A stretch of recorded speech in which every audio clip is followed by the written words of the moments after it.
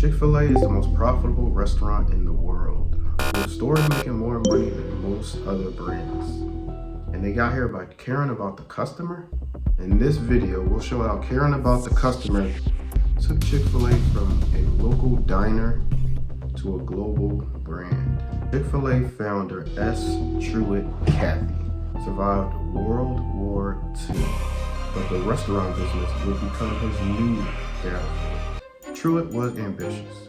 He and his brother Ben started Dwarf Grill, a local diner where they were working like crazy.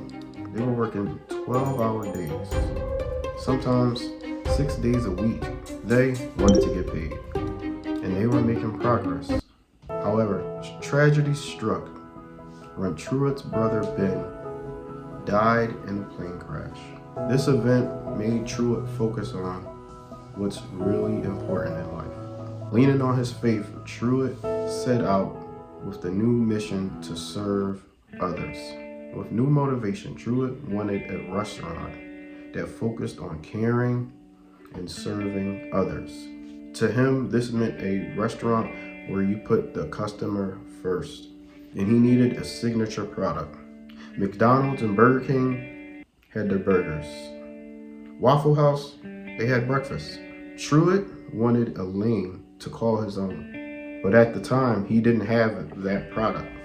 So he was making everything. He was making burgers, waffles, southern dishes. They cooked basically everything, but nothing was really working. They got some traffic, but they didn't really grab attention. But Truett needed something fast.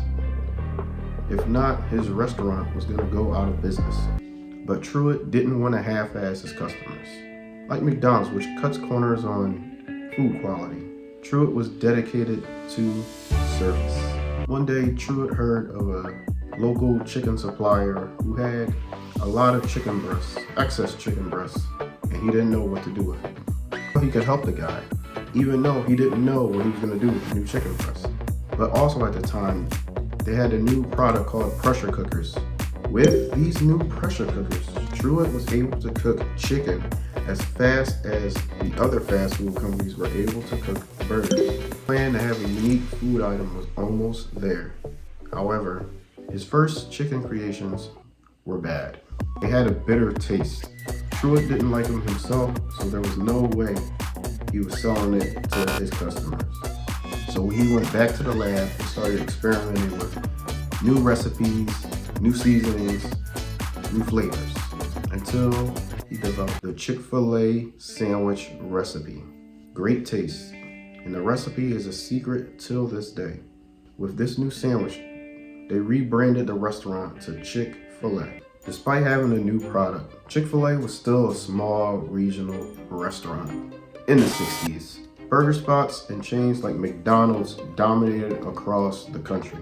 Truett's goal was to cut out a small territory for himself and Chick-fil-A. So Chick-fil-A started by opening up standalone stores. This was the industry standard at the time.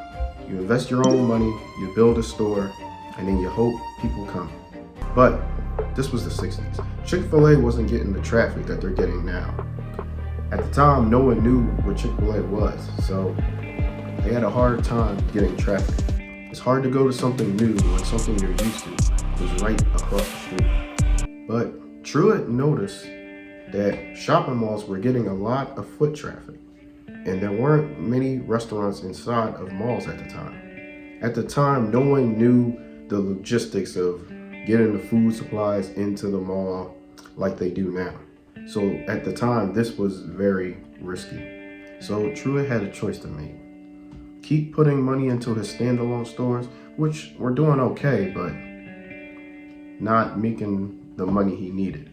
Or take a chance and expand into the new shopping malls. Businesses wouldn't take such a risk. But for Chick-fil-A, this was survival. So they took the chance. And it was a success. The shopping mall traffic boosted their sales way up. And since Chick-fil-A already had a small and efficient menu, the transition for them to go into the shopping mall was very easy. This revolutionary move helped put Chick-fil-A where it is today. Chick-fil-A's been doing good money-wise, but its founder Truett was getting older, and it was time for him to pass on Chick-fil-A leadership to his son Dan Cathy. Truett would then turn into more of a mentor figure.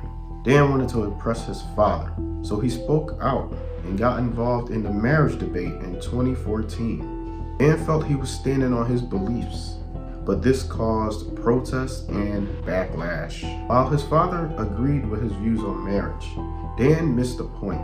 Truett showed his commitment to his beliefs by caring and serving the customers, not getting involved in public debates. Dan would later express regret for speaking out in that manner. To make matters worse, soon after, Truett passed away.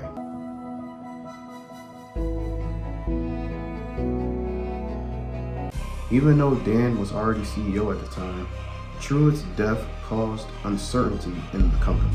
Will they go on the public stock market? Will they open on Sunday? A lot of things felt uncertain. Many financial analysts believe that if Chick-fil-A were on the stock market, it'd probably shoot past all the other restaurant brands, making billions overnight. However, that would come with outside management, which could change some of Chick-fil-A's deeply held policies, like its closed on Sunday policy. Dan decided to keep Chick-fil-A a private company and found a way to enshrine Truett's values into Chick-fil-A itself, making sure the Chick-fil-A Truett built almost 80 years ago will stay that way forever. Thank you for watching.